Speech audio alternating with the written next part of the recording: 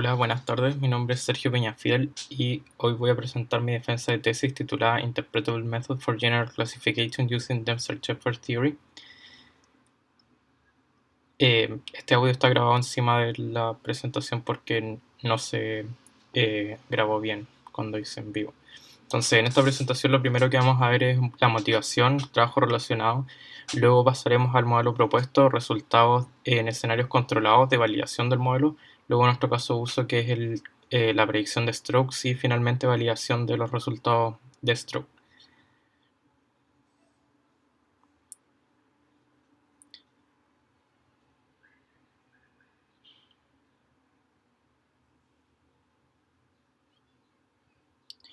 Entonces, como motivación, podemos ver que en el último tiempo los métodos de Machine Learning o inteligencia artificial han tenido avances sustantivos en varias industrias y cada vez se utilizan más. Pueden, por ejemplo, predecir el tráfico con alta precisión o predecir crímenes en una ventana de tiempo. Incluso en juegos como el Go han sido capaces de ganarle a los campeones mundiales, algo que no se imaginaba hace algunos años.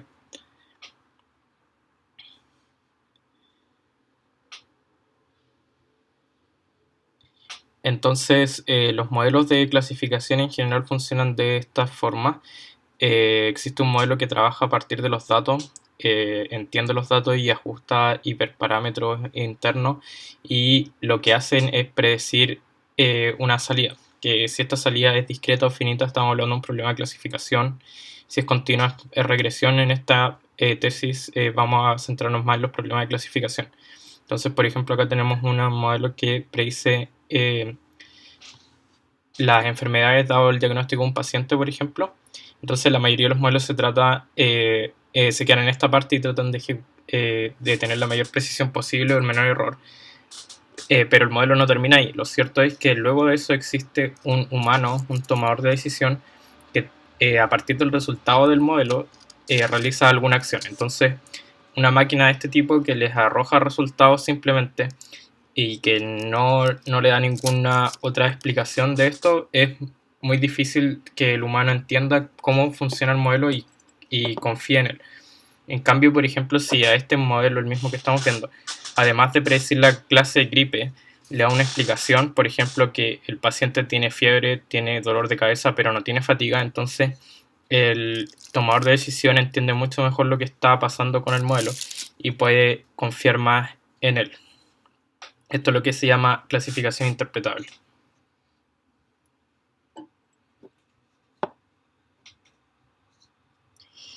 Los modelos no solamente se basan en la confianza para hacer la interpretabilidad, sino que a veces en muchos aspectos la interpretabilidad es requerida. Es un aspecto que se necesita, por ejemplo, cuando uno pide un crédito hipotecario no puede discriminar por género o por raza.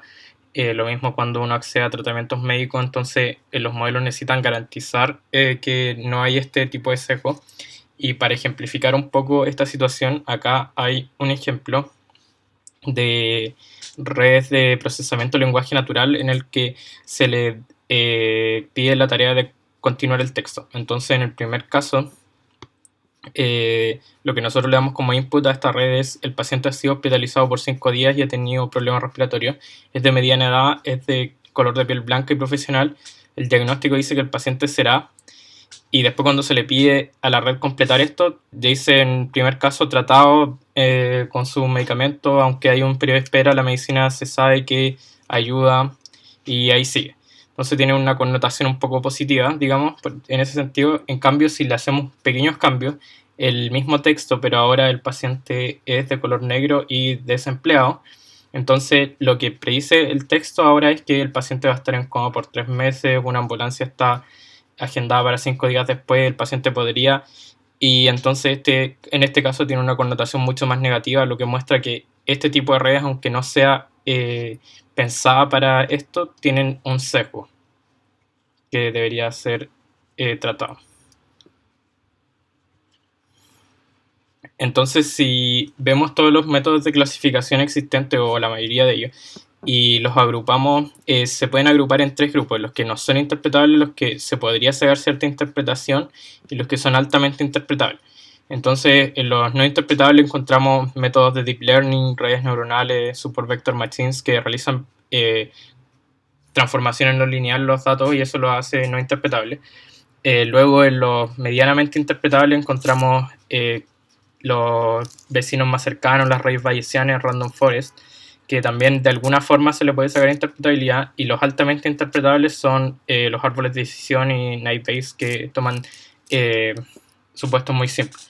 Experimentalmente se ve que si los métodos no interpretables son los que alcanzan los mayores niveles de precisión, mientras los que son altamente interpretables tienen precisiones más bajas, cometen más errores, en otras palabras.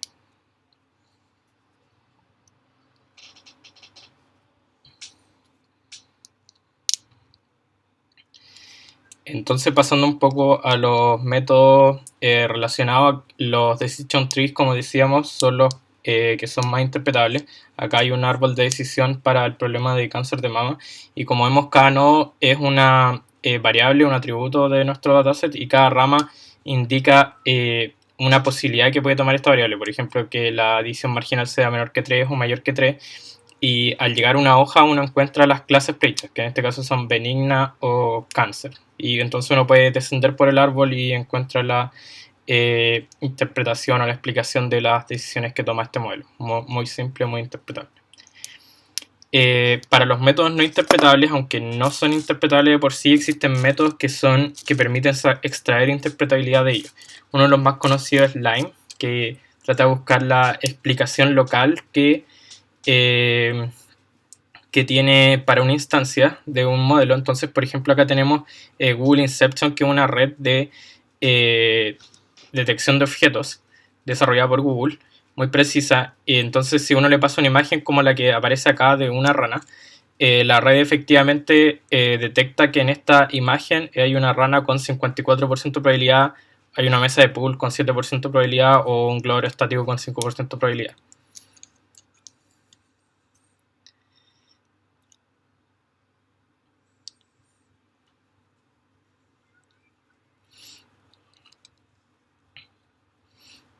Entonces, lo que hace Lime en este caso es que puede decirnos qué partes de la imagen y le dan evidencia a la red que prediga la clase que está diciendo. Por ejemplo, en el primer caso muestra la parte de la imagen que es de una rana, de una mesa de pool y de un globo aerostático. Por otra parte, la teoría de Dempster-Sheffer es un framework matemático para razonar con incerteza. Generalmente se dice que es una generalización de la teoría bayesiana de probabilidades, porque todos los escenarios bayesianos pueden escribirse como un escenario en la teoría de Dempster-Sheffer, y esta teoría es ampliamente usada en sistemas expertos.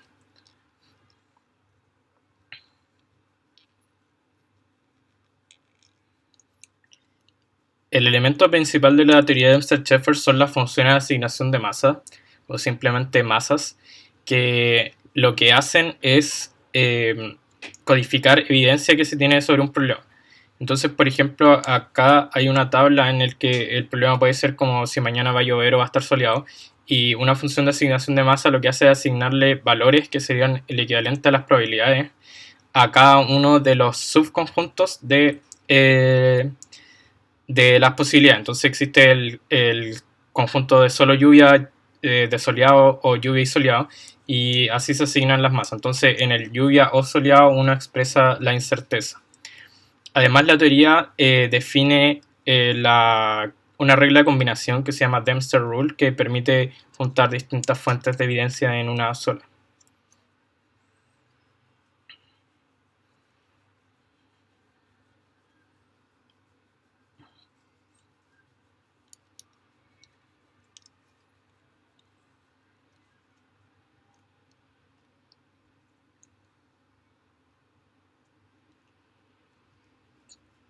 La hipótesis de esta tesis entonces es que podemos resolver problemas de clasificación usando la teoría de Dempster-Sheffer y obteniendo una precisión comparable a los métodos clásicos de Machine Learning, y además siendo de los métodos que son más interpretables.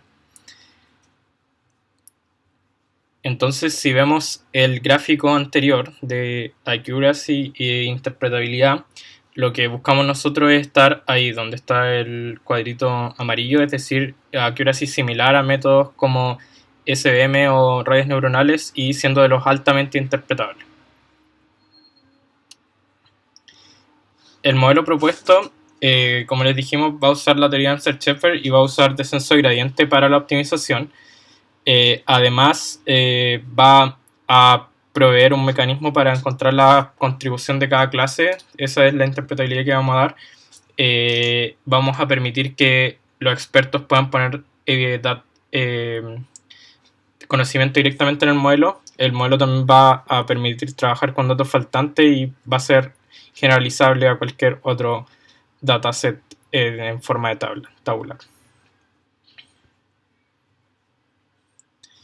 Entonces, como el modelo es basado en reglas, necesitamos definir lo que es una regla.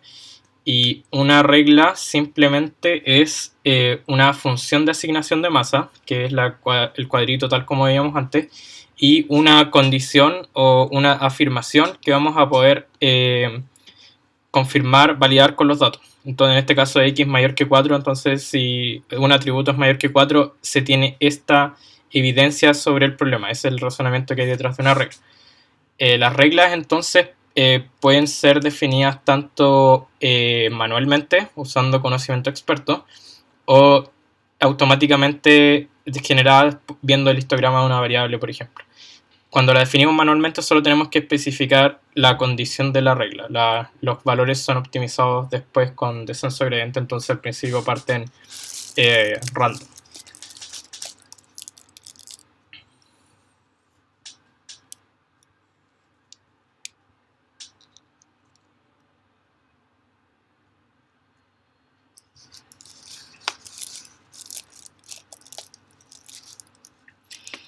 Entonces, el modelo propuesto realiza 3 tareas. La primera es la de predicción, en el cual, dado un vector de características X, el objetivo es predecir su clase. Entonces, lo que hacemos acá es que tenemos un conjunto de reglas, muchas de estas que estábamos viendo antes, y lo que hacemos primero es seleccionar las reglas que satisfacen el statement. Una vez que las seleccionamos, esas reglas son combinadas usando la Dempster Rule, y eso nos genera una masa para la combinación de ellas, y con esta lo que hacemos es entregar la clase que tiene la mayor probabilidad estimada.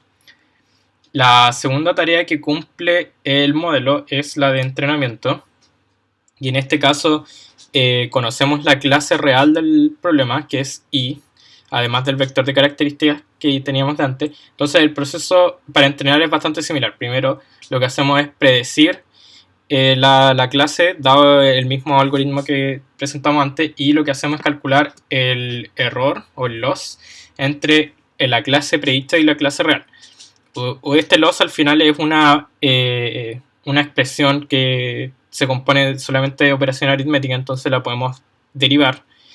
Entonces, al derivarla podemos aplicar técnicas de descenso gradiente y de esta forma actualizar los valores de las masas afectadas. Entonces, este proceso se realiza no solamente con un vector, sino que con todos los vectores del dataset, y se realiza no solo una vez, sino que varias veces. Cada iteración se llama una epoch.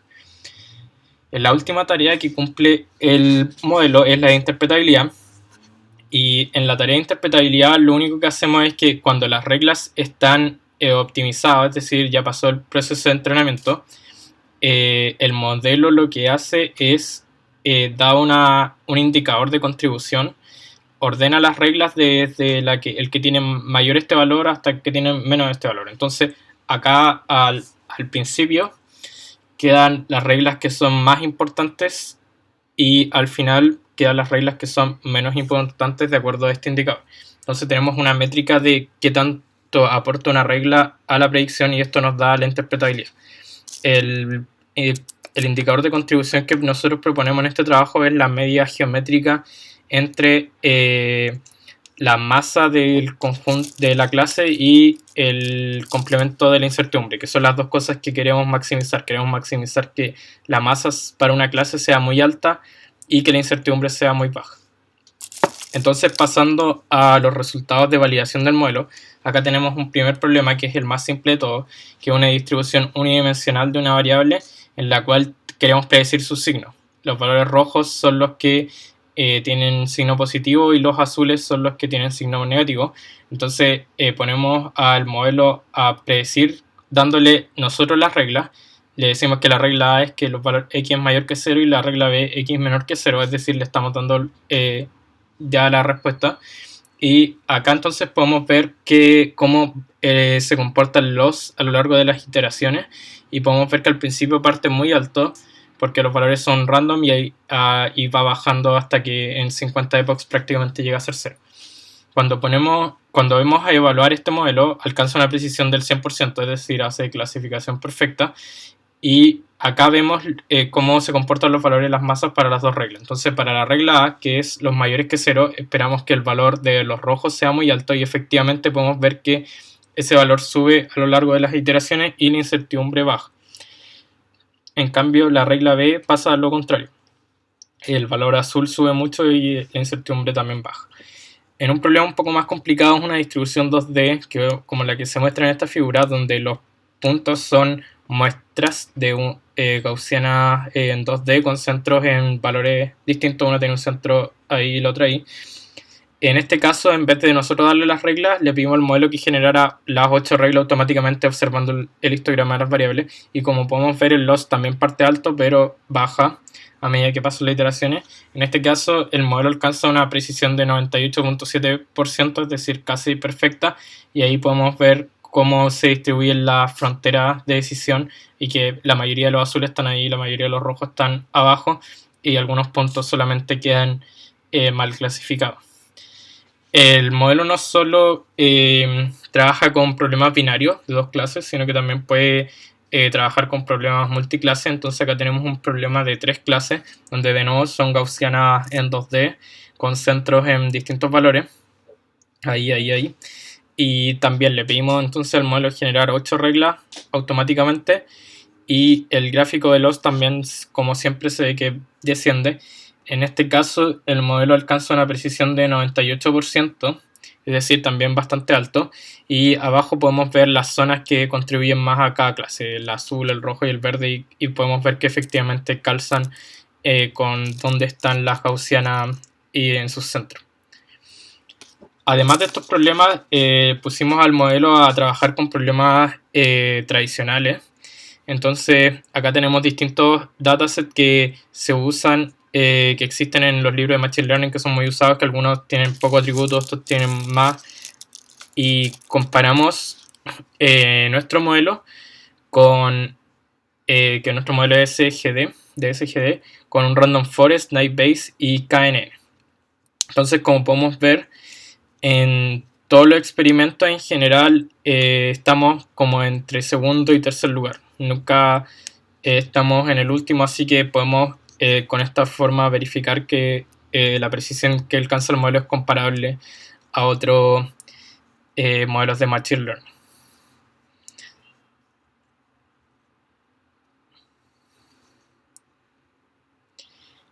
Pasando al caso de estudio del problema, este es el de predicción de strokes.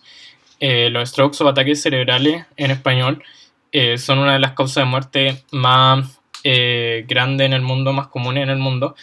En este caso nosotros estamos trabajando con la empresa japonesa ALM, la cual tiene convenios con el hospital de Tsuyoyama, que es el que se muestra en la imagen, para hacer investigación con datos de pacientes en Japón, que son los que nosotros estamos usando en este problema.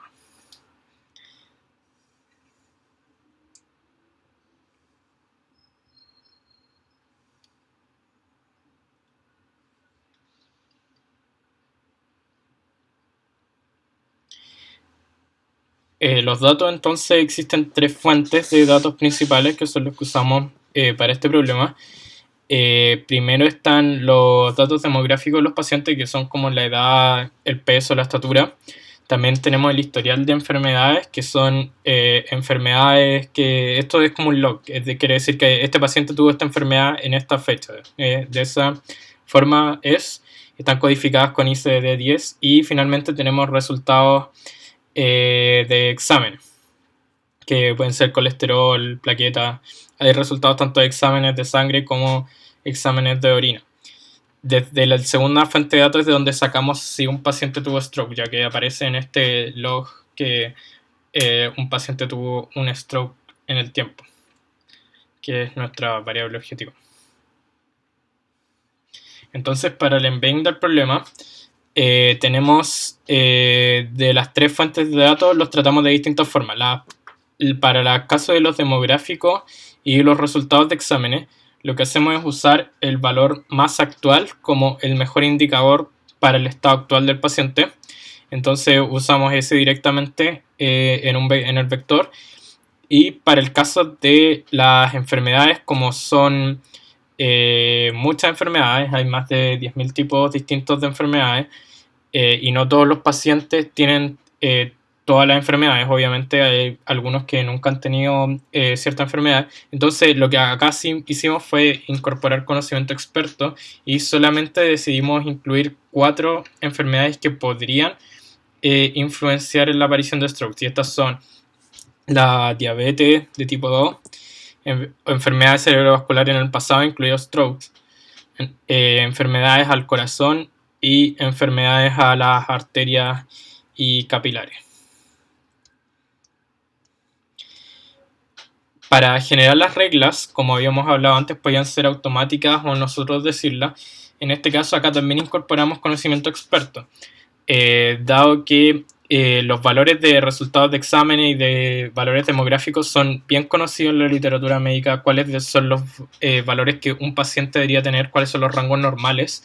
Entonces lo que hicimos fue tomar los valores de corte de un sitio web que es Medscape, que se encarga de hacer divulgación médica en internet, y entre los recursos que tienen incluyen esta tabla que es de los valores normales para todos los tipos de exámenes. Entonces, por ejemplo, el colesterol se sabe que va entre 120 y 160.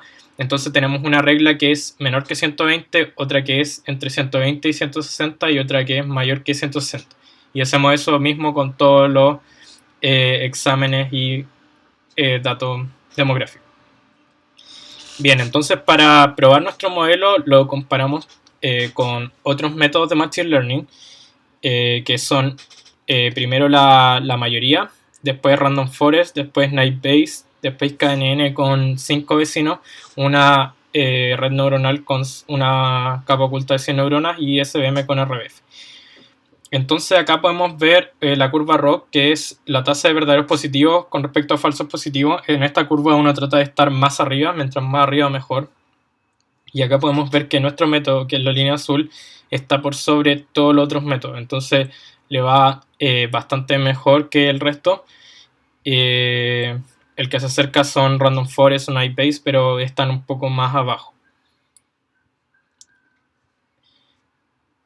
En general le va bastante mejor.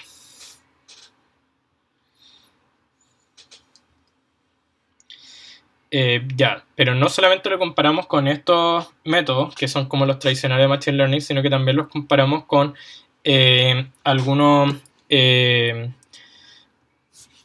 métodos de Deep Learning. Entonces, Deep Learning generalmente existe para datos multimedia como imágenes o textos libres, pero para datos tabulados como son los nuestros no hay muchos trabajos. Hay uno en el que nos estamos basando, es Feature Embedding, que lo que hace es que por cada variable categórica crea un vector de tamaño fijo, que es el embedding para esa variable. Entonces la idea de la red es que además de aprender los parámetros internos de la red, las conexiones, aprende también el embedding de todas las categorías.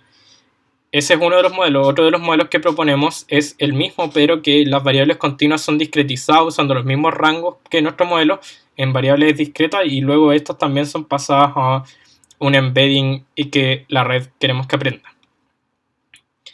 Entonces este modelo es bastante similar a cómo opera nuestro modelo, dado que usa los mismos rangos para los cortes. Cuando vemos la curva ROC de estos modelos, acá observamos claramente que los dos modelos nos ganan, es decir, el que solo usa las variables categóricas y el que usa todas las variables como feature embedding. Los dos están por sobre nuestra curva y el que pasa todas las variables discretas le va mejor, siendo el mejor modelo que probamos para este problema.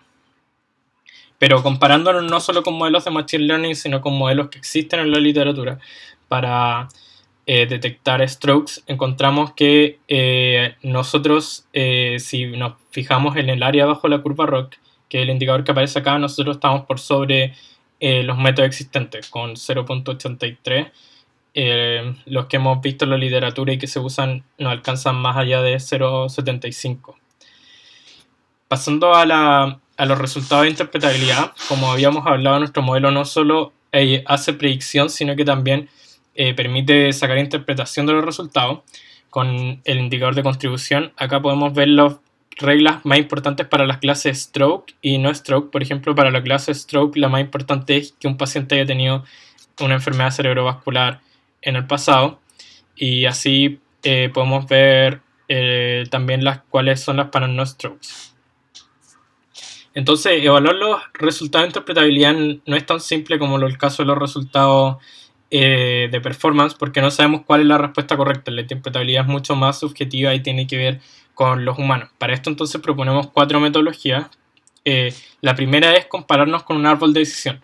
Como sabemos, los árboles de decisiones son uno de los métodos más interpretables. Entonces, este es el árbol de decisión que se genera cuando lo ponemos a predecir en el mismo problema de stroke.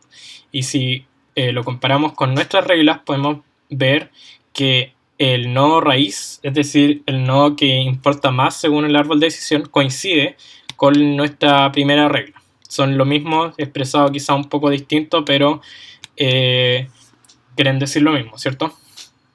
Si nos fijamos en los nodos inferiores, vemos que después sigue el RBC, por ejemplo, esos ya empiezan a no calzar con los nuestros, excepto quizás el HB, que se puede ver como en el segundo nivel, que coincide con nuestra tercera regla, pero en general después de eso no hay una coincidencia.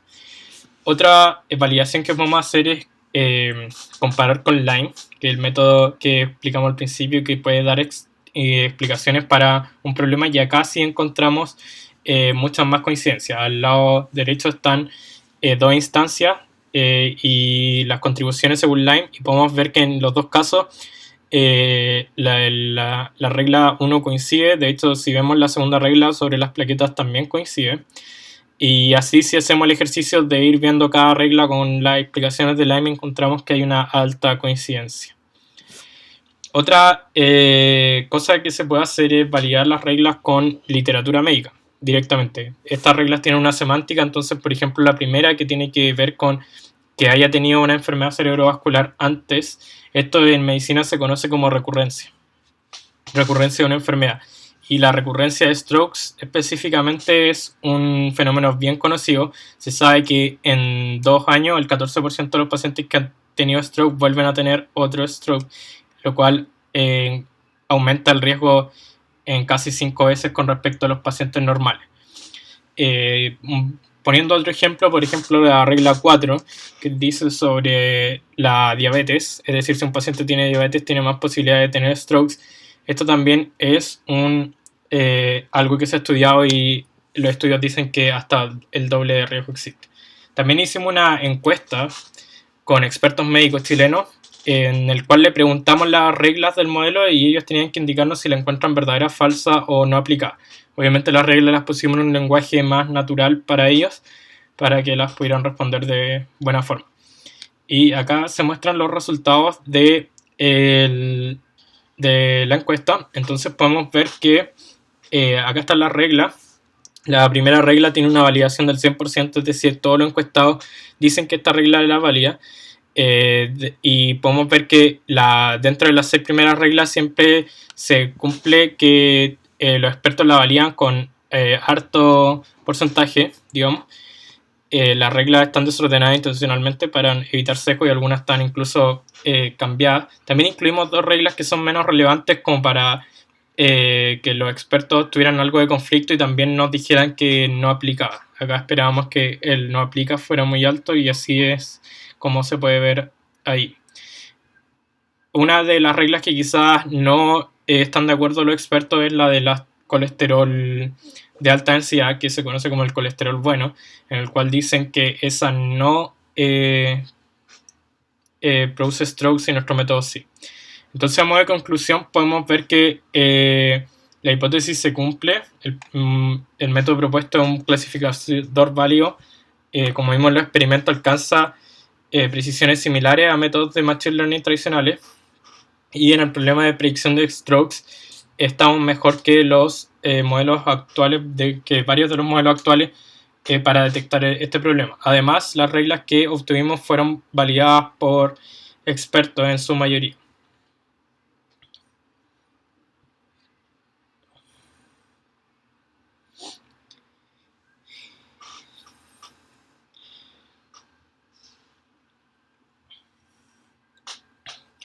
Como trabajo futuro, hay varias mejoras que se le podrían hacer al modelo, que lo hayan bastante más preciso. Una de ellas es, por ejemplo, usar todos los subconjuntos para expresar la incerteza. Actualmente estamos usando solamente un subconjunto para expresar la incerteza, porque como sabemos el conjunto potencia tiene tamaño exponencial y los cálculos serían muy complejos y podrían usarse algoritmos para aproximar en este caso. También otra cosa que se puede hacer es que actualmente las reglas son muy fuertes. La regla se cumple o no se cumple. Algo que se podría evaluar es ver si una regla se puede cumplir parcialmente, como con 90% de probabilidad. Y esto aumentaría, yo creo, la performance porque elimina la discretización del problema. Y lo último es que el modelo podría darse cuenta en el tiempo de entrenamiento qué reglas son inútiles y dropearlas directamente. Nuestro trabajo ha contribuido a varios artículos que están listados a continuación, siendo quizá el más importante el que publicamos en este año en el Journal Expert System with Applications, que es directamente el método que le estoy mostrando actualmente. Bueno, muchas gracias por su tiempo. Esa ha sido mi presentación y desde aquí en adelante Muchas sigue gracias, el audio Sergio, por original. tu presentación, muy interesante, la verdad. Vamos a partir con la sesión de las preguntas. Vamos a partir con Marcelo. Gracias, Gonzalo, por la palabra. Sergio, muchas gracias por la presentación, bien clarificadora. Habían algunas dudas con las cuales yo me había quedado en el documento y tu presentación me aclaró varias de ellas, así que gracias por preparar esta presentación de esta manera. Tengo algunas consultas técnicas al principio un poco más específicas con respecto a la función de pérdida. No diste mucho detalle acerca del tipo de función de pérdida. Si me pudieras definir a cuál función de pérdida en específico se está utilizando. Estoy utilizando el MC, el error cuadrático medio. El proveer error cuadrático medio también provee la entropía cruzada, pero la entropía cruzada, si te fijas, como tiene un logaritmo por ahí, generalmente se comporta bien con las redes neuronales porque al principio viene un softmax, que es una exponencial, entonces se cancelan y la derivación se hace más simple. Pero en mi caso la hacía mucho más compleja, entonces era más lento y al final se alcanzaban como los mismos resultados. Así que al final decidí optar solamente por error cuadrático medio. Error cuadrático medio se usa generalmente para minimización de error de reconstrucción o ese tipo de cosas, ¿no es cierto? ¿Qué sentido tiene utilizar, si me puedes dar una interpretación, error cuadrático medio en un problema de clasificación? Es más bien usado generalmente en regresión. Sí, o ¿Cuáles sea, son las quizá algo que debo implicancias? decir es, voy a ir más arriba, voy a ir donde explico el modelo. Ya. Lo que pasa es que acá, cuando tomo la clase predicha, en realidad lo que predigo no es la clase directamente, sino que predigo como un vector con las probabilidades de cada clase. Entonces, eso lo comparo con el one hot encoding de la clase predicha y eso entonces lo puedo que puedo hacer la resta, digamos, al cuadrado y ese sería el error cuadrático medio. O sea, en rigor no lo estás entrenando como un clasificador convencional, sino que está más bien parecido a estás aproximando el embedding de la solución. Más que el embedding, el encoder de la solución. Eso es interesante, digamos. Sí, eso, ¿no? o sea, sí, se podría ver de esa forma. Sí, eso es interesante. Ahora sí me hace mucho sentido que use error cuadrático medio. Con respecto a los datos con los cuales trabajas de strokes, ¿podrías referirte a si estos datos están desbalanceados? ¿O existe un Sí, balance entre las distintas clases? ¿Qué pasa con eso? ya acá tengo alguna slide extra de los datos. Entonces, los datos se ven como de esta forma. Si vemos como un paciente en el tiempo tiene resultados de exámenes como en distintos puntos de la historia, también tiene enfermedades que le ocurren en distintos puntos de la historia y en particular tiene strokes que le ocurren en algunas partes, que eso es lo que nosotros hacemos. Entonces, ahí están los strokes. Lo que hacemos nosotros es dividir el dataset tomando una fecha de corte y todo lo que está para atrás, entonces nuestros datos de entrenamiento y lo que tratamos y nuestros datos de validación son el último año, por así decirlo. Las clases sí están desbalanceadas. De hecho, bueno, no tengo un gráfico acá, pero es más o menos 30% stroke, 70% no stroke. Ese es como el desbalance que existe. Y para atacar eso, lo que yo hago es oversamplear la clase stroke.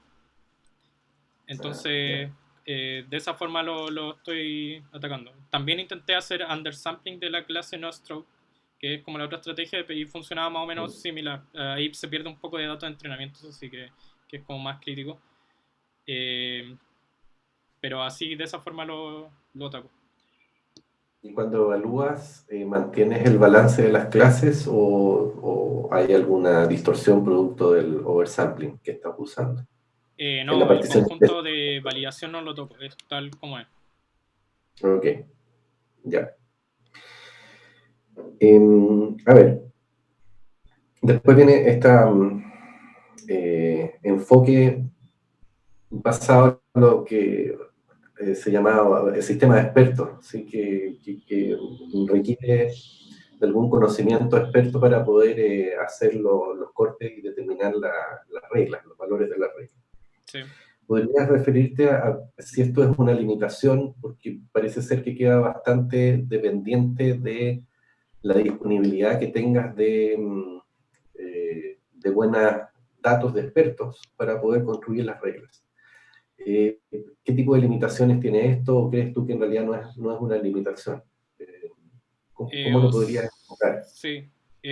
Yo no creo que sea una limitación porque en realidad el modelo es capaz de generar reglas automáticamente. Él puede ver los datos estadísticamente y sacar como dónde cortar y hacer reglas que quizás sean muy parecidas a eso y quizás a lo mejor den mejor.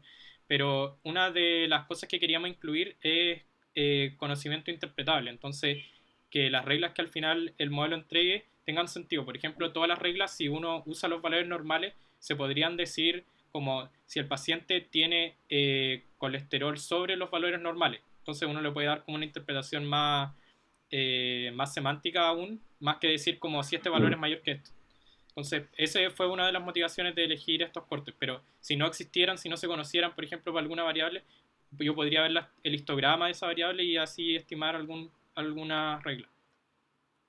En tiempo de computacional, durante el entrenamiento, ¿cómo anda? Esas 50 epochs que nos mostraste, eso, ¿cuánto es en tiempo, digamos? Se Va, tardaba, compara con los otros métodos.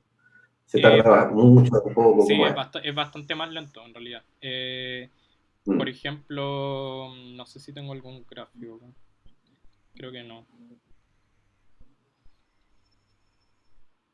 Sí, no. Pero sí, digamos, o sea, los métodos tradicionales con el que están súper optimizados se demoran menos de un minuto, digamos, segundos en procesar todo el dataset. Y yo podría estar, no sé, 20 minutos más o menos en mi máquina Tampoco ha sido optimizado el método, por ejemplo, para usar GPU o cosas que podrían acelerarlo bastante. Así que todo eso es como algo que se podría mejorar también. Y el hecho de que en realidad partas con este setting que está dado por los expertos también te ayuda a que el método converja un poco más rápido. Sí, Quizás si eso. uno no utilizara la base de conocimiento que tienes detrás, se tardaría un poco más en converger, me imagino yo. Y probablemente ahí Sí, tendría algunos eso yo creo que mayores. también puede pasar. Dirías que esa es la principal limitación del método.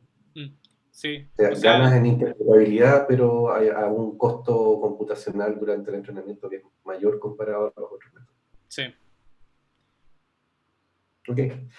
Eh, Cuando te comparas con Deep Learning, tienes el codificador de atributos, que Sí. tiene una ventaja con respecto al método que propones, que está basado en Dempster-Shaft.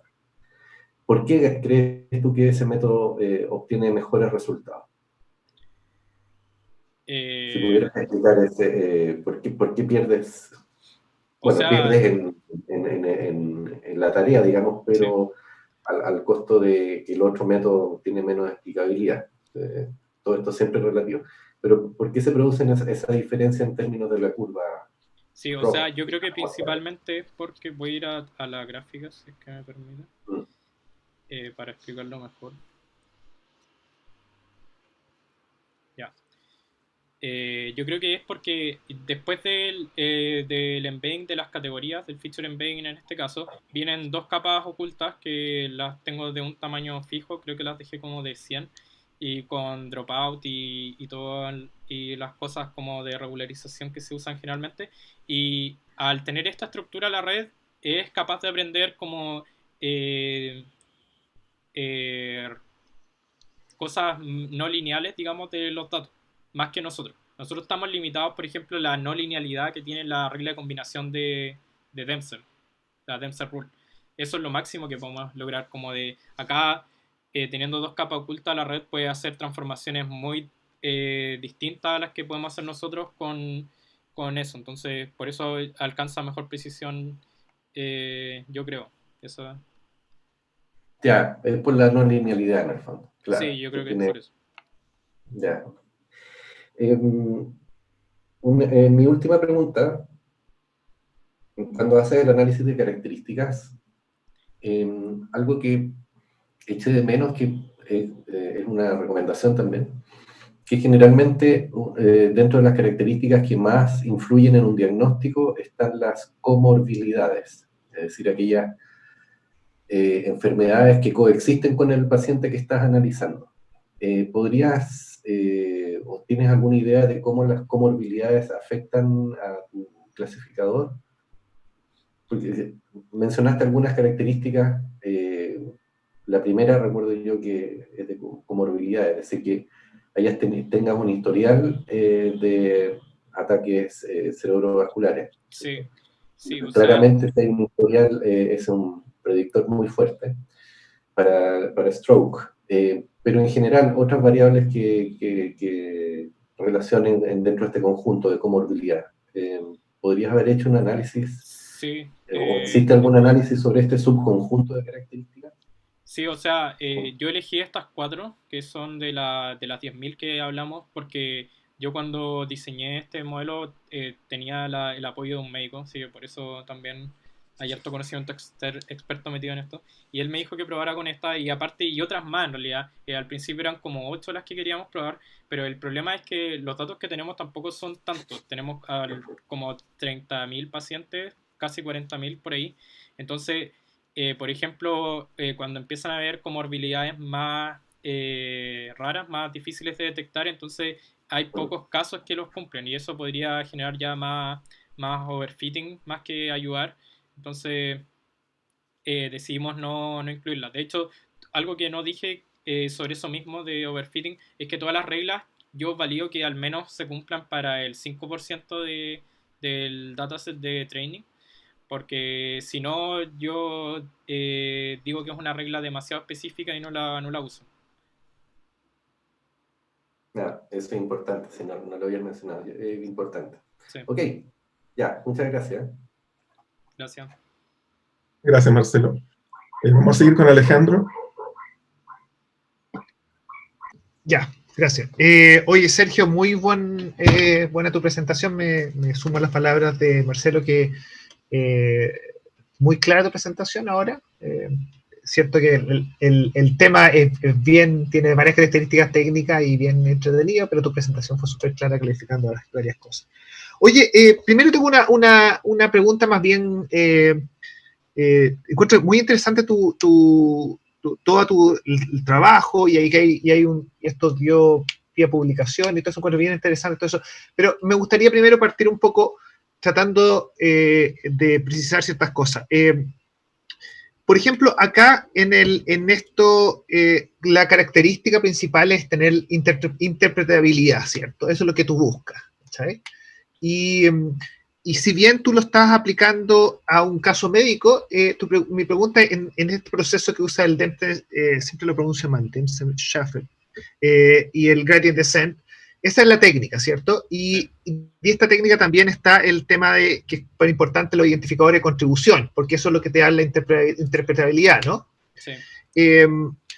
¿Cuáles tú crees que, primero, lo más relevante en términos de qué sientes que tú es lo que más apunta a hacerlo interpretable? Esto, ¿qué es lo cuál dices tú esto es la contribución interesante tú que efectivamente te hace que esto sea interpretable y que diferencia del otro sistema que son menos interpretables? ¿Cuál es lo que tiene más valor ahí? Si tú, por ejemplo, si tú empezaras a cambiar alguna de estas cosas, ¿qué cosas no cambiarías para no perder interpretabilidad ahí?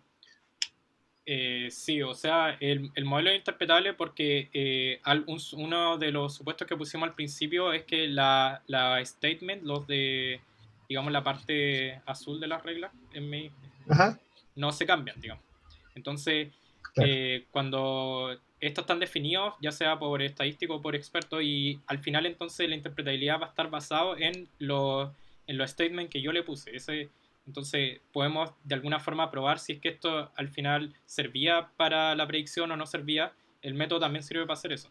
Y el hecho de que no se cambie es algo que cuando creé el modelo también me preguntaron bastante, porque es como una limitante al final. O sea, si yo no puedo cambiar esto, estoy obligado a usar estas reglas. El modelo al final pierde expresividad, por así decirlo, o pierde potencial descubrimiento de otras cosas que podrían mejorar o tener menos error.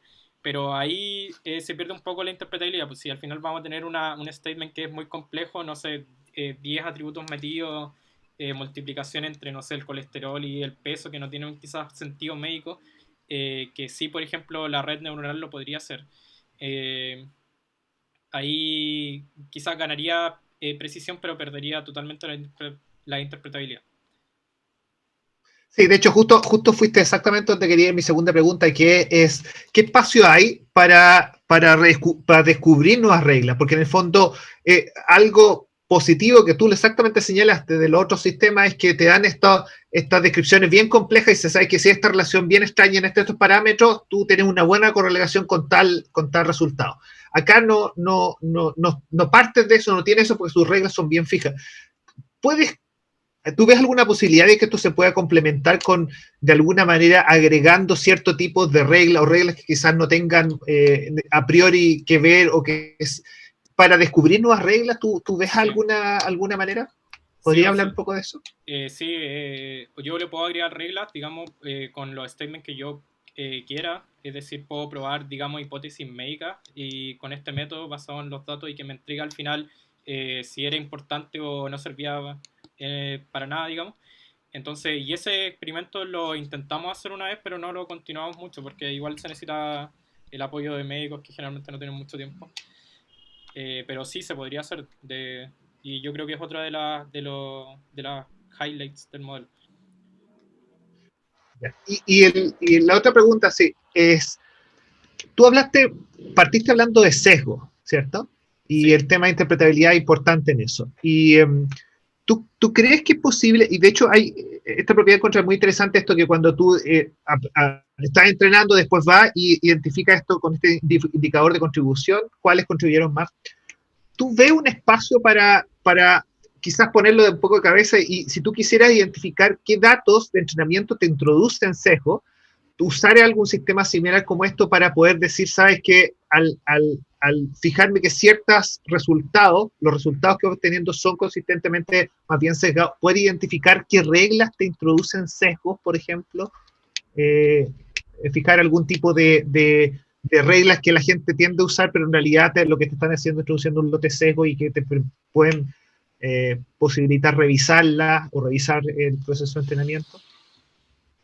Sí, ahí yo creo que es un problema más complejo y así como ahora no se me ocurre ninguna forma de abordarlo como directamente con el método, pero quizá lo que se podría hacer, estoy pensando en realidad mientras estoy hablando, es que en vez de cambiar que el output sea stroke o no stroke, podría ser la variable que nosotros no queremos que haya sesgo y ahí podríamos entonces ordenar las reglas según cuáles me predicen eso, que sería como cuáles son las que me sesgan al final. Algo así se me ocurre que podría hacer, pero tendríamos que probarlo y en realidad no requeriría como cambiar varias cosas igual. Sí, de hecho lo encuentro re interesante justamente en eso, en tratar de aislar ciertos problemas sesgo. Oye, y creo que es eso, tenía una pregunta más, si es que no la perdí. Sí, la última pregunta en realidad es un poco más genérica, y aquí es un trabajo que hicieron estas publicaciones con Nelson, tu profe guía. Entonces, la pregunta para ti, más bien como para tu tesis. ¿Qué consideras tú que es tu principal contribución tú al grupo de trabajo, de ese desarrollo? ¿Qué fue lo que tú te sientes orgulloso? ¿Dónde le pusiste tu contribución? ¿Cómo caracterizarías eso, tu contribución ahí? Sí, bueno, a mí se me ocurrió esto. Yo creo que eso fue lo que más, esa es mi contribución principal. Yo, digamos, trabajaba con Nelson antes de esto, y ellos usaban Denser Sheffer en otros problemas de sistema experto, y yo tenía un background de data science y dije, ¿y por qué no combinamos estas dos cosas? Y ahí, probando, y ahí nació al final esto, mi tesis. Después con ayuda de la gente de Japón, que me dijeron como los tips para realmente llegar a implementarlo, fue bueno, digamos, pero yo creo que la contribución fue que a mí se me ocurrió hacer esta mezcla, digamos. Súper. Ya, eso, no tengo más preguntas. Gracias, Sergio. Gracias, Alejandro. Yo tengo unas pocas preguntas, yo no soy muy experto en el tema, así que las preguntas son menos técnicas. Una cosa que me quedó dando vueltas es que tenías un diagrama al comienzo, en las primeras slides, donde dividías los métodos entre muy explicables, más o menos explicables y muy poco explicables. Y a su vez en la otra coordenada tenías la precisión de los métodos. Y entonces veo después que estás comparando tu método con los del medio y le va más o menos igual. Entonces me parece razonable cómo está ubicado tu modelo dentro del eje Y y le suele ganar a los otros que son muy interpretables y pierde contra los otros. En el eje Y no tengo dudas. Ahora, con respecto al eje X, me parece que es un poco más, como te digo, un poco más conceptual.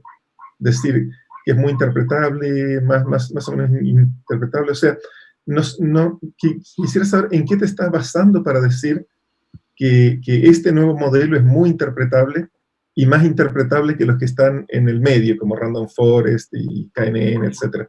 Me gustaría que elaboraras un poco sobre eso. Ya, sí.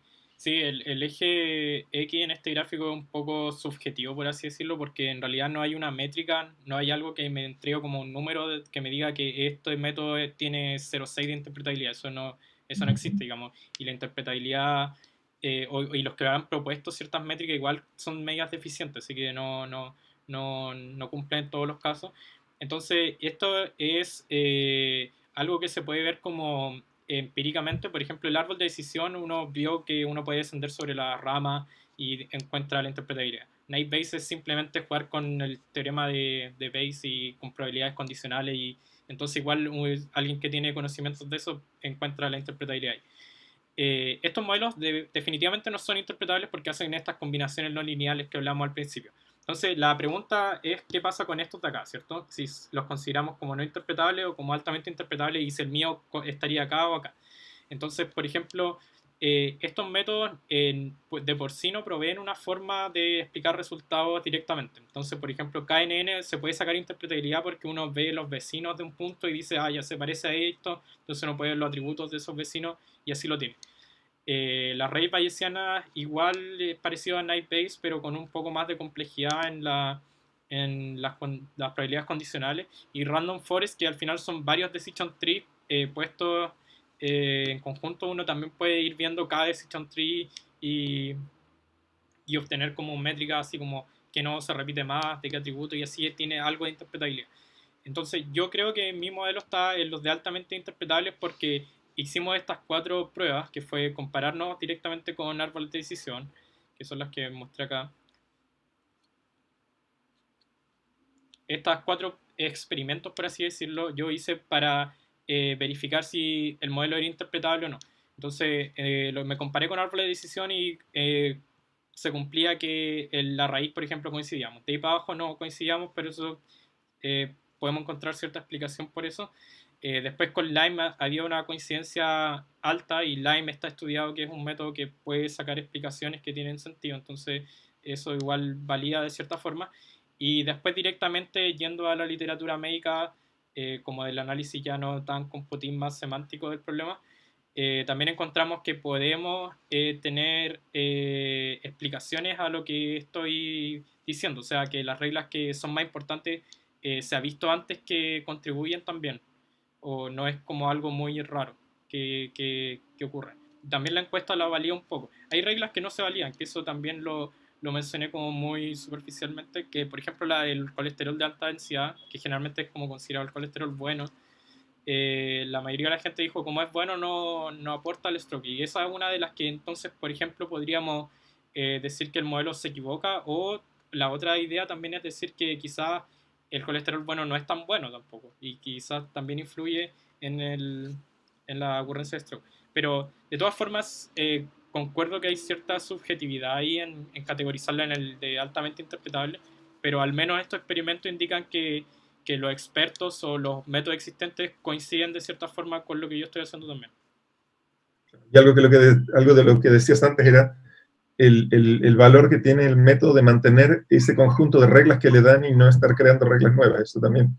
Sí, y en el fondo, si entiendo bien, su interpretabilidad se basa en ordenarte estas reglas y darte como un ranking de las reglas de más a menos relevante. Sí. Comparado con un decision tree que te dice cuáles aplicó y en qué rango estaba y por eso decidió irse por esa rama. Sí. ¿Hubo alguna instancia, estoy pensando en esta regla que no te validaron los médicos, pero que los datos sí? ¿Hay alguna chance de que eso realmente tenga valor médico y de que los médicos no lo consideran normalmente relevante, pero que en realidad sí sea relevante y valdría la pena convertir esto en investigación, en un tema de investigación en medicina directamente, o no? Sí, o sea, algo que hay que tener en cuenta es que esta encuesta la apliqué a médicos acá en Chile y los datos son de Japón, entonces igual las poblaciones son distintas, los hábitos son distintos, entonces quizás en la población occidental se considera esto de cierta forma por los hábitos que tenemos, pero en la población oriental no. Entonces eso cuando traté de investigar esta regla fue como la explicación que pude encontrar de por qué no la validaron, pero yo creo que sí podría abrir como una línea de investigación en medicina para que se estudie esto más. Claro, ok. Cuando hablabas de los tiempos que toma tu método, me gustaría que dijeras algo con respecto a la escalabilidad. O sea, en este caso pudiste aplicar tu método, te tomaba por lo que veía como 80 minutos hacer converger el modelo, algo así, no recuerdo si vi bien. Sí, o sea... sí. Lo que quiero saber es hasta en qué situaciones del mundo real ejemplos de situaciones del mundo real donde crees que tu modelo sí escala y casos en los que crees que tu modelo ya no escala por problemas de performance simplemente. Sí. Ya, lo que puedo hacer para empezar esto es mostrar, digamos, yo hice un análisis de los tiempos teóricos, que acá está. Entonces, si, por ejemplo, n es el tamaño del dataset, m es la cantidad de atributos, k es la cantidad de clase, r es la cantidad de reglas y e es la cantidad de epochs, el entrenamiento toma orden de la lineal en todas las dimensiones que le influyen, o sea, en la cantidad de epochs, en la cantidad de datos de entrenamiento, en la cantidad de reglas y en la cantidad de atributos. Entonces, escala lineal con respecto a todo. Si yo le agrego más reglas, va a ser más lento. Eso es lo que se tiene. Entonces, generalmente, si uno tiene reglas, por ejemplo, una cantidad fija de reglas por cada atributo, al final esto queda como el orden de los atributos también. Pero si uno empieza a hacer combinaciones más raras de los atributos, por ejemplo, reglas que tomen dos atributos y hago todos los pares, entonces sería cuadrático con respecto a los atributos. Entonces el orden no es tan malo, digamos, porque escala lineal, que es algo que uno busca, ¿cierto? Yo creo que la implementación se puede mejorar bastante, porque, digamos, los métodos con los que me comparo obviamente están súper optimizados. Pueden correr, por ejemplo, en GPU, en paralelo. Esas cosas no me preocupé yo en esta tesis y yo creo que sí se podrían mejorar y ahí entonces tendríamos como tiempos más similares. Cuando yo me comparo, por Sí. ejemplo, con los métodos de Deep Learning, eso no lo mencioné con tanto detalle. Eso sí se demora como, no sé, un par de minutos. Entonces, yo creo que eh, hasta ese nivel podría optimizarse el modelo también. Esto significa entonces que en un setting fijo donde tuvieras los atributos fijos y las clases y las reglas, el tiempo crece linealmente con el dataset. O sea, si se te duplicara el dataset, se te duplica el tiempo. Sí. O sea, si otra cosa se mantiene fijo. O sea, no es tan malo. Yo pensé que era cuadrático o algo así. No es tan malo. Es más malo cuando se aumentan los atributos, digamos, porque ahí te aumenta el número de reglas y eso, dependiendo de cuántas reglas tenemos por atributo, si hacemos combinaciones más raras, eso podría llegar a ser cuadrático. Entonces ese es más crítico, pero el tamaño del dataset no es tan crítico, digamos. Pero en la vida real, estos valores M, K, K y R, ¿qué tamaños tienen? ¿Cuáles son valores típicos de esas Sí, cosas? o sea, por ejemplo, en el problema de stroke, N es la cantidad de pacientes, que son como Sí, 30.000. sí, M es la cantidad de sí. atributos, que son todos los exámenes, que son 23, más todos los demográficos, que son como 10, más los 4 especiales que tenía. Al final son como entre 40 y 50. Y la cantidad de reglas que genero son estos cortes que vimos antes. Son a lo más 5 por cada atributo, entonces serían a lo más, no sé, menos de 300. Y la cantidad de clases stroke y no stroke son 2 solamente. Entonces Entiendo. esos son los valores, por ejemplo, para el problema que presenté. Y la cantidad de Ok. epochs que uno entrena esto lo entrené casi siempre con 50. Eso es un parámetro que yo manejo. O sea, eso lo podría bajar y tener algo menos preciso o subirlo y tener algo mejor. O sea, como N por una constante que es grande, pero no tan grande tampoco. Sí, algo Ya. así. Ok, ok.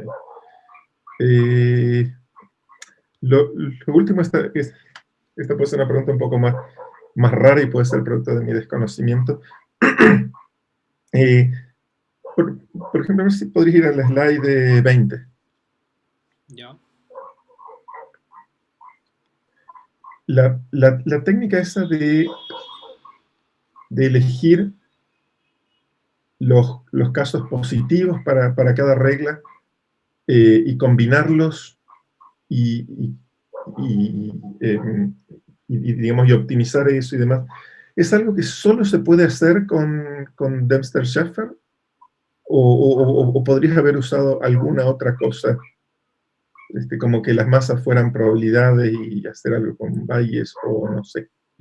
Sí, o sea, se podría hacer con otra. No es necesario usar Dempster Chart, pero esto podría ser, como dices tú, probabilidades normales y este ser el teorema de Bayes y hacer lo mismo. Y quizá tener otro modelo que funciona también. No está Ahí limitado. De hecho, se ha hecho esto. no, yo no lo he visto nunca por lo menos. No, pero no estoy seguro. Yo creo que tampoco he investigado tanto al respecto. En todo caso, esto de calcularle el error, calcular los gradientes y hacer descenso gradiente, eso sí se ve mucho. De hecho, ahí está, eso está inspirado igual cómo funcionan las redes neuronales actualmente. Entonces, Sí. Ahora, ¿te parece promisorio hacerlo con otra cosa? ¿O hay buenas razones para pensar que Dempster-Shafer es mejor modelo para hacer esto?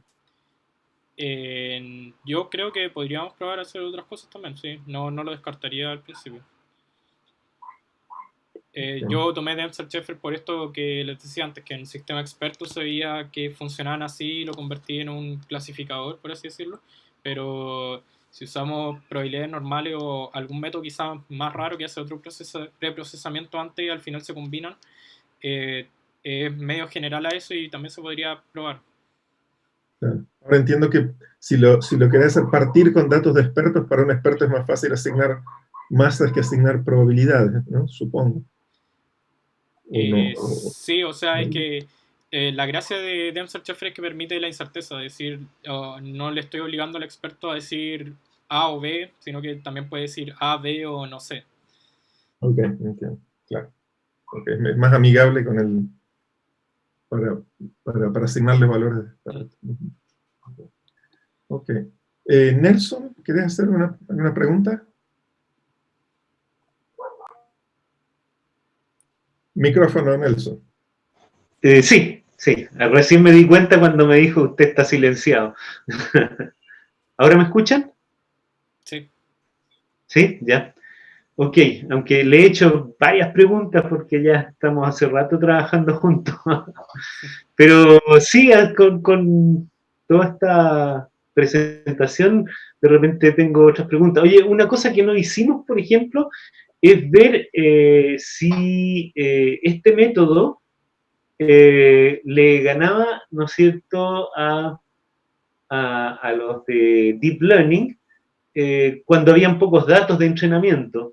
Porque, bueno, yéndose para atrás, ¿no es cierto?, cuando empezaste a trabajar tú en este tema, que fue en el proyecto este de los carabineros, ¿no?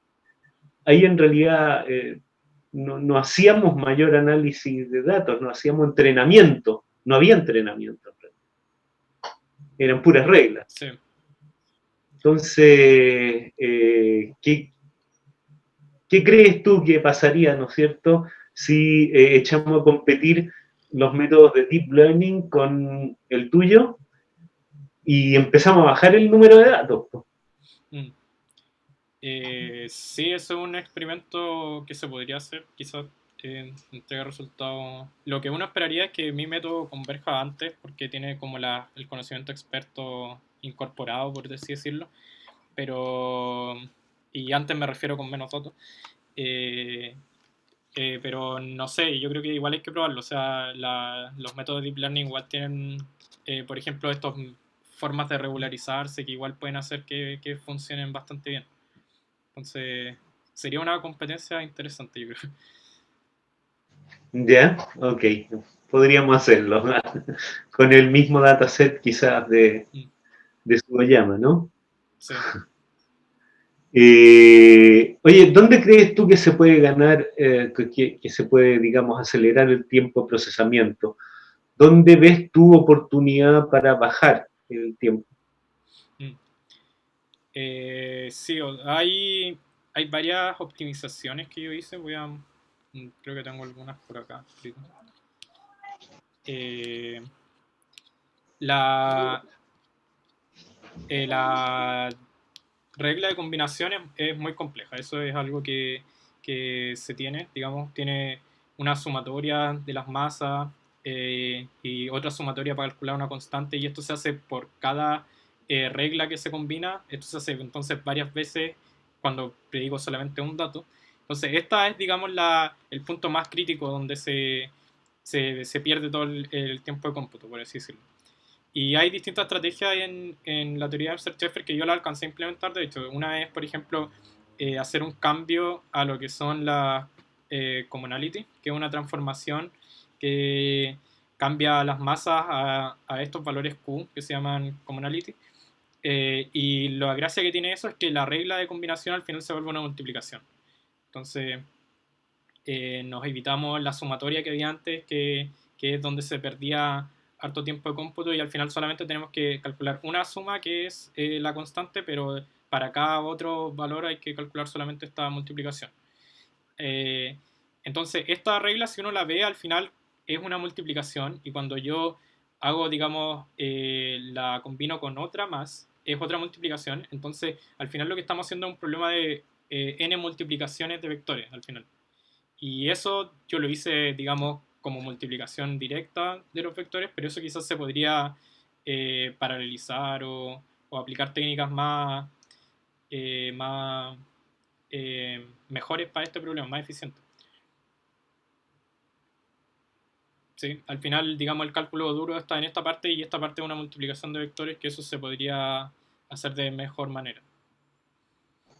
Ya, o sea, esa es la parte que come más tiempo. Sí. Ya.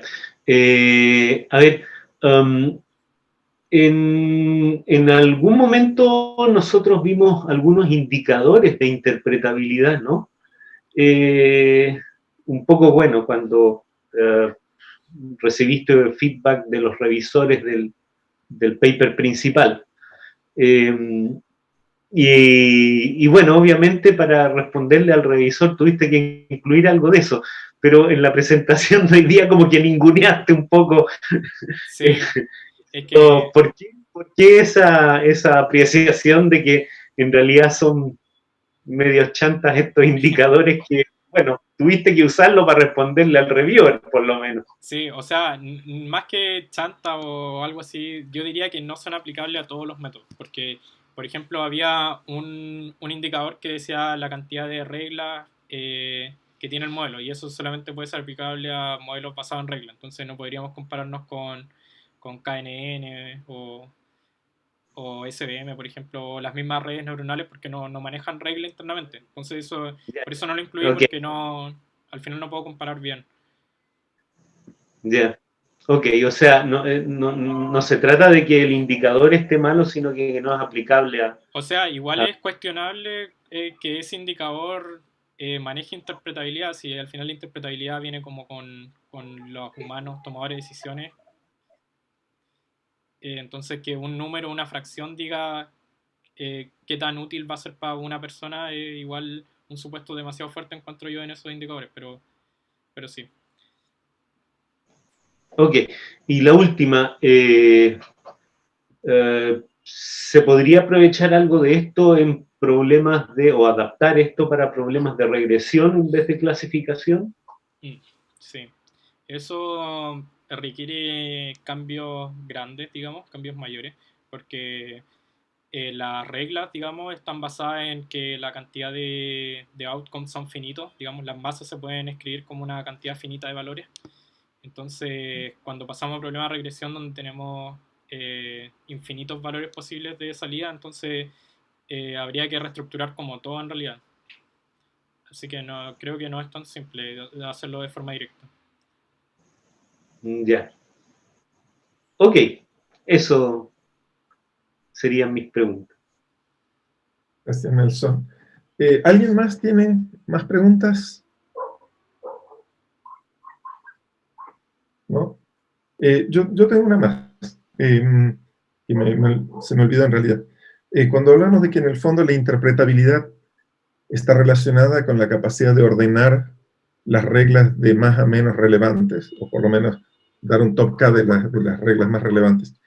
¿Te ha pasado, o sea, tienes alguna idea de si es robusto el mecanismo este, o te ha pasado que con muy pequeñas variaciones en los datos el orden cambia completamente porque son todos muy cercanos? ¿Has tenido situaciones así? ¿O en la práctica ha resultado ser algo robusto? Sí, eso lo puedo explicar. Bueno, una pregunta parecida a esa que también voy a explicar un poco es que yo uso la media geométrica, y eso es más o menos alguna decisión que yo tomé arbitrariamente, digamos, pero lo cierto es que yo probé algunas funciones. Por ejemplo, uno pensaría que lo primero que sería más útil, como nosotros queremos maximizar dos cosas. Una es que la masa de la clase sea muy alta, porque eso me dice que es muy interpretable, y que la incertidumbre sea muy baja. Entonces este punto debería ser como el más alto y este debería ser el más bajo, ¿cierto? Entonces, al principio yo usé, digamos, la media aritmética, y en este caso pasa un poco lo que tú mencionas, que es que muchos valores tenían valores similares, digamos, entonces cambiar, no sé, en 0,01 un valor hacía que subiera 4 posiciones en la regla. Entonces eso era demasiado sensible, y era porque la media aritmética al final como que da los valores de forma más continua, digamos, o sea, más igualitaria, por así decirlo. Entonces ocurría mucho empate en la práctica, eso es lo que pasaba. En cambio, cuando lo cambié a la media geométrica, donde digamos los valores bajos, los valores más oscuros son más frecuentes y los valores altos se distinguen entre ellos más, entonces acá no ocurría tanto ese problema. Pero aún así yo creo que es como un terreno también para explorar, el ver qué pasa si pongo otra métrica de contribución y quizá hay alguna mejor que la que estoy usando ahora. Entonces, eso puede pasar, de hecho, y por eso hice este cambio. Ok, me queda claro. Bueno, muchas gracias por tus respuestas. Ahora te vamos a pedir que salgas de la sala y Sí. te llamamos después. Ya, los dejo entonces.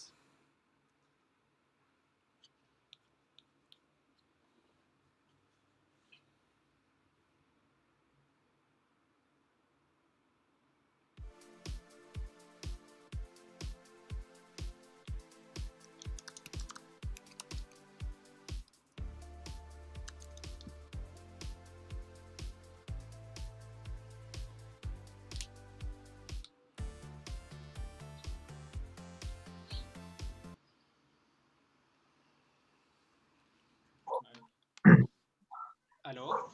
¿Aló? ¿Ahí? Ahora sí, ¿Se escucha? sí, los audífonos nomás parece que funcionan. Sergio, tengo un pequeño problema administrativo porque no me han mandado tus notas de presentación. ¿Vos conoces tus notas de presentación? Podría revisarla en un campus, sale creo, pero a ver. A ver. Sí, debería salir en un campo. O sea, nos interesa básicamente saber si están sobre 5.5. Sí, yo creo que sí. Seguro. Te lo aseguro. Ok. Bueno, entonces, no sé si quieres que busque la exacta o... No, me basta saber que está sobre 5.5. Ya. La comisión ha evaluado tu trabajo y tu presentación, considera que haces un trabajo sobresaliente por la profundidad del tema, por los aspectos importantes en que te involucraste en el trabajo, por tu presentación, por las publicaciones. Realmente una excelente tesis de magíster, y ha decidido evaluarte con nota 7 y dejártela como nota final, tanto para la ingeniería como para el magíster.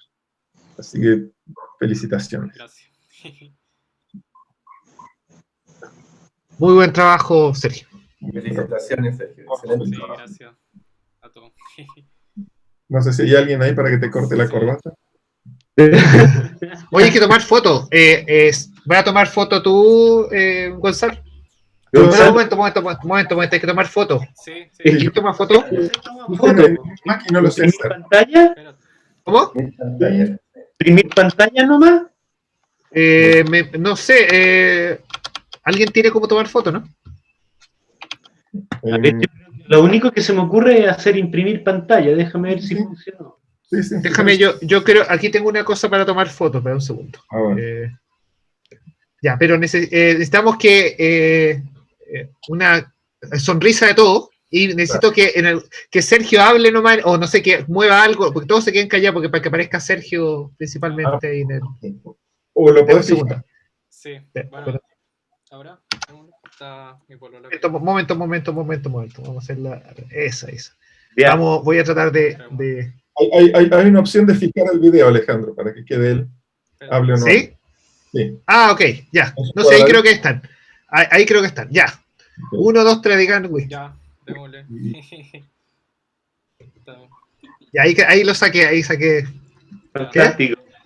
Todavía no. Ahí saqué. Ahora déjame tomar otra para que aparezca la Pone con el corte. con el corte. Ahí está, ahí está. 1, 2, 3. Muy bien, muy bien. Estamos. Ya. Y ahí tengo. Sí. Muy bueno. Felicitaciones, Sergio. Muy buen trabajo. Ya. Gracias. Muy bueno. El día también. Sí. Muy buen trabajo. Ya, pues yo voy a hablar a transmitirle a Angélica los datos y ella te va a contactar Ya. pronto. Posiblemente. Ya. Súper. Buenísimo. Sí. Chao, Nos chao. vemos. Chao. Pues Que gracias. estén bien. Gracias. Chao. Gracias. Chao, chao. Estén bien. Que estén bien. Chao, chao. Chao. Chao.